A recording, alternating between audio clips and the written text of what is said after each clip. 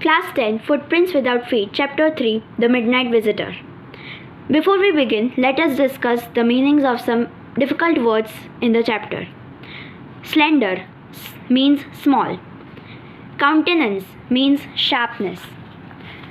Romantic means imaginative, having a fantastic view of reality. Passably means just well enough, tolerably well. Espionage means spying. Sloppy here means carelessly dressed.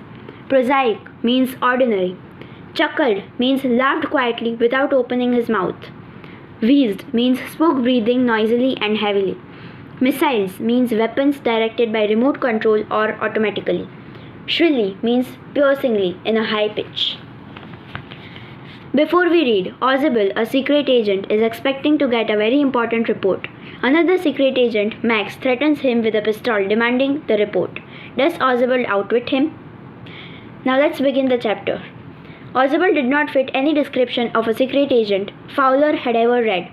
Following him down the musty corridor of the gloomy French hotel where Audible had a room, Fowler felt let down. It was a small room on the 6th and top floor and scarcely a setting for a romantic adventure. Audible was, for one thing, fat, very fat, and then there was his accent. Though he spoke French and German passably, he had never altogether lost the American accent he had brought to Paris from Boston 20 years ago.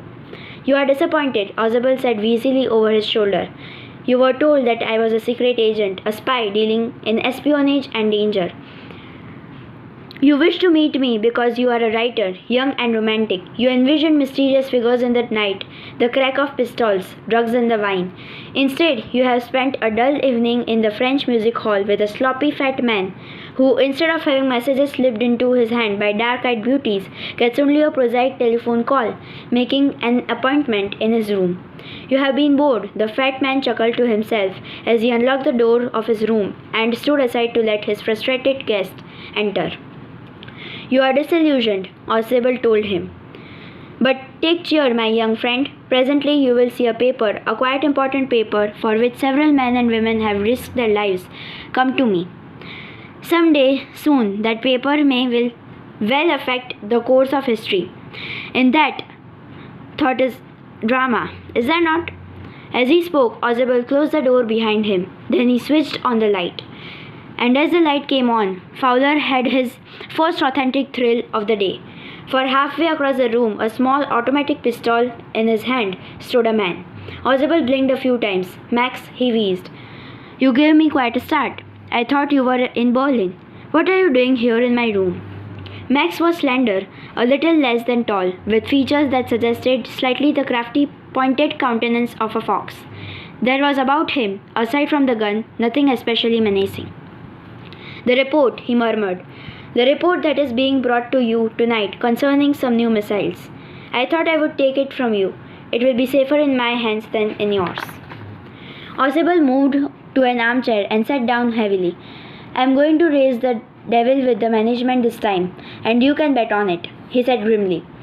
"This is the second time in a month that somebody has got into my room through that nuisance of a balcony." Fowler's eyes went to the single window of the room. It was an ordinary window against which now the night was pressing blackly. "Balcony?" Max said with a rising inflection. "No, a passkey. I did not know about the balcony. It might have saved me some trouble had I known." "It's not my balcony," Audible said with extreme irritation. "It belongs to the next apartment." He glanced explanatorily at Fowler. "You see," he said, "this room used to be part of a large unit, and the next room, through that door there, used to be the living room. It had the balcony, which extends under my window now. You can get onto it from the empty room 2 doors down, and somebody did last month. The management promised to block it off, but they haven't." Max glanced at Fowler, who was standing stiffly not far from Audible, and waved the gun with a commanding gesture. "Please sit down," he said. "We have a wait of half an hour, I think." 31 minutes, Audible said moodily. "The appointment was of 12:30. I wish I knew how you learned about the report, Max." The little spy smiled evilly. "And we wish we knew how your people got the report. But no harm has been done. I will get it back tonight. What is that? Who is at the door?" Fowler jumped at the sudden knocking at the door. Oswald just smiled. "That will be the police," he said. "I thought that such an important paper as the one we are waiting for should have a little extra protection. I told them to check on me to make sure everything was all right." Max bit his lip nervously. The knocking was repeated. "What will you do now, Max?" Oswald asked. "If I do not answer the door, they will enter anyway. The door is unlocked, and they will not hesitate to shoot."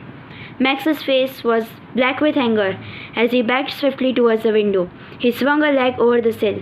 "Send them away," he warned. "I will wait on the balcony. Send them away, or I will shoot and take my chances." The knocking at the door became louder and louder, and a voice was raised. "Mr. Oswald, Mr. Oswald." Keeping his body twisted so that his gun still covered the fat man and his guest, the man at the window grasped the frame with his free hand to support himself. Then he swung his other leg up and over the windowsill. The doorknob turned. Swiftly, Max pushed with his left hand to free himself from the sill and dropped to the balcony. And then, as he dropped, he screamed once, shrilly. The door opened and a waiter stood there with a tray, a bottle and 2 glasses. "Here is the drink you ordered for when you returned," he said, and set the tray on the table, deftly uncorked the bottle, and left the room. White-faced, Fowler stared after him. "But," he stammered, "the police—" "There were no police," Oswald sighed, "only Henry, whom I was expecting." "But won't that man out on the balcony?" Fowler began. "No," said Oswald, "he won't return. You see, my young friend, there is no balcony." By Robert Arthur.